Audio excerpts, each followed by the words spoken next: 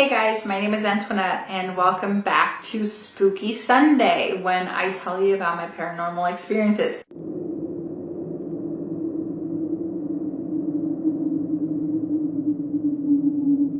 Now I'm in a different location. I was gonna say hence the video. I'm in my studio right now and I'm a little bit uncomfortable because the corner that I'm sitting in right now is where that demon was. So yeah, the reason why I keep changing rooms is because I want to film where the things actually happen, and given that I'm still in this apartment, I just want to share this with you guys. So I'm babbling because I don't want to start this story. Okay, so I feel like it's only fair that I tell you guys what happened next with my mom and my boyfriend. I will leave the story up there so you can watch the first one and find out what happened to me. But basically, I was attacked by a demon. Before I continue with the story, I just want to give the same warning that I gave in the first one.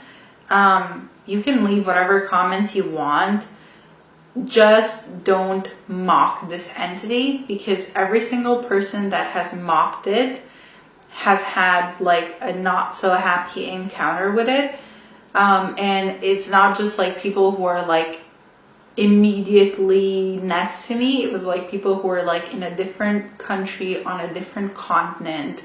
So this thing is, I don't know, it's kind of crazy. So I just want to put it out there. This is not to like scare you guys or anything. It's just, don't mock it. You can comment whatever you can leave all the hate comment you want. It's fine. Just don't mock this entity, like, for your own sake. I want to put it out there so that I'm not responsible if something happens to you guys. Okay, so I don't know exactly where I left off with the other story, but basically, after what happened to me, I picked up the phone and I talked to my mom and I was like, listen, if you come home and you find me dead, don't listen to what the doctors are saying, because it wasn't a brain aneurysm. I didn't have a heart attack. This entity succeeded in killing me. And the only reason that I'm here is because I was fighting and I didn't let it take me, so that you would have closure. So I basically wanted my mom to know what happened, because I didn't know if I could fight it off a second time. Sorry, my voice is breaking. So I will give like false names, fictitious names to people. So my mom is just going to be called my mom, but my boyfriend, who's my ex-boyfriend, I'm going to call him Aiden. Now, we dated for like 9 or 10 years. So there are going to be a lot more stories about him. And I will keep the same name in every single video so you understand who I'm talking about. But it's a false name. And after this experience, after I had this experience, my mom had only one experience. That's what I'm going to be talking about today. But my boyfriend, he had this thing with him for the rest of our relationship. And that was like probably like 7 or 8 years, because this happened like maybe like almost the entire duration of our relationship. So this thing did not leave him alone, because he acted like a complete moron about it. Okay, so that's a story for multiple with him. Like, I have multiple stories, but rewinding. So they come home, my mom and Aiden come home and come here and we're having this conversation in the living room, and I'm trying to explain, like, with every cell in my body, like, guys, listen to me, like, this is what happened, this thing almost killed me, so on and so forth. And they're kind of like just laughing it off and dismissing it, and not necessarily saying like, oh, come after me, like that sort of stuff. But it was just like, you were probably like hallucinating. It was probably a bad dream. You're exaggerating, this sort of stuff. So I was like, okay, fine, you know, fair warning. If you come home and I'm dead, at least I told you what happened. You're gonna know that the whatever death certificate is false. I didn't die because of a brain aneurysm. This thing killed me. It came back and it killed me. Anyway, they changed the story. I don't know. We had dinner. The day ended. I was like, okay, fine. I guess if this is it, I have made my peace. I have said what I had to say. And I think it was that very night, if not the second night. So everything's normal.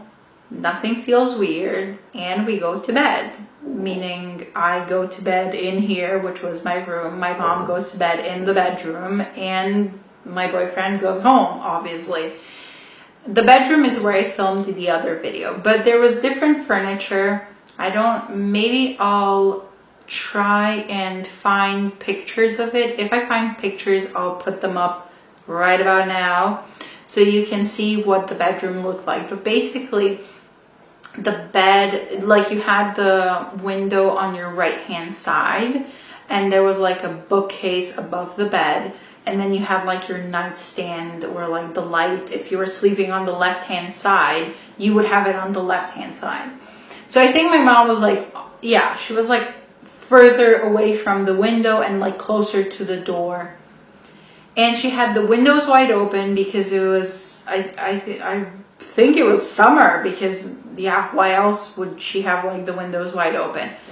And we live in this apartment building, which is off, like we look onto a main road. So even at night with like the street lights and everything, it's never really dark, completely dark. It's not like we're in a forest or whatever. So there's light, not like enough to like read a newspaper, but like enough to kind of like see, you know, where the door is or where a certain piece of furniture is or whatever.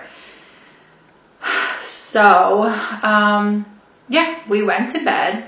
I didn't experience anything. However, my mom got her taste of what had happened to me. So she tells the story, and I'm sure she's leaving parts of it out because she was so traumatized by this experience, and I will tell you after. But what she told me is that she went to bed and everything was fine. She fell asleep. I don't know. She read something. She read a book and then fell asleep. The lights were off in the room and she woke up pretty late, like late at night. Maybe like, it was like between 1 and 3 a.m. Maybe it was like 3. I don't know. I don't know why the 3, like I think it was like around 3 a.m. or something. So it was late. Everything outside, it was quiet. And she was laying on her back, you know, just arms relaxed next to her. And she could sense that there were 3 beings that were floating in front of the, like on the outside of the room. They were floating in front of the bedroom window. Now, mind you, we're not on the ground floor. I'm not going to say exactly what floor we're on, but we're not on the ground floor. So in order for you to be in front of the window, you have to be pretty high up off the ground, okay? Like, unless you're rappelling off of the building, you must be flying. So these things were hovering, floating, flying, whatever you want to say, in front of her window. And she was more sensing them than necessarily seeing them. But she described them as these 3 old hags, like witches, that were flying around. And now the thing with witches, my mom has had like recurring nightmares and stuff about witches, and she has always been afraid of witchcraft. And the way that she has dealt with it throughout her life was actually saying like, oh, if I don't believe in it, then it's not true, you know? So my mom never really believed in this stuff. And she was an atheist. think she still is. I'm not sure. We don't talk about this stuff too often. But yeah, so she said that these things were there, and she had never felt fear like she felt that time. And she said that because of she was so afraid that she was afraid to move. Now, I don't know if this is exactly that she was so afraid that she wouldn't move, or she couldn't move. Like, obviously this happened many, many years ago. And my mom doesn't like to talk about this experience. So it's not like I called her up like, hey mom, can you please give me the details on this? Because I'm going to make a video. So yeah, she was frozen in fear. All she had to do really was to like turn around, like turn to her left side and turn on the light to like see if anything was there. But she couldn't. So she just laid there for what she said felt like forever. But she must have laid there for like a good 10 or 15 minutes, unable to move, and like trying to think in her head like what to do, because she was like looking around the room, like just moving her eyes, and she couldn't really see anything, but she knew that she was in danger. She thought she was gonna die. So it was bad. I don't remember exactly what happened next. I think in the end she got up and like ran out of the bedroom. I don't think she just turned on the light and laid there in bed. I think she, if I remember correctly, she like ran out of the room, and she was awake for the rest of the night. She like sat in the living room with the TV on and didn't go to bed. What happened next is what leads me to believe that there's more to her story than she actually told me. So the next day, she, in the morning, she was pale. Like, she looked like she saw the devil himself. And she said, has anything happened to you last night? And I was like, no, I slept okay. I'm still alive. So therefore, nothing happened. And then she proceeded to tell me like, oh, I had this like very weird dream. And she told me what happened. And since that day, my mom never once slept in that room again. She would make the bed, change the bedding every now and then, wash the bedding, and she didn't even want to step foot in the bedroom. It was just a room that was not used. And this might not sound epic or whatever, but my mom had back surgery.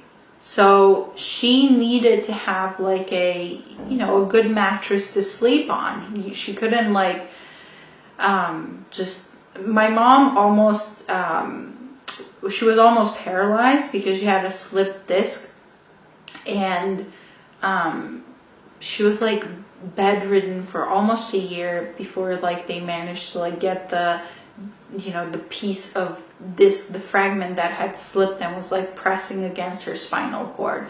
So my mom had to like relearn how to walk and stuff. It was just a terrible time.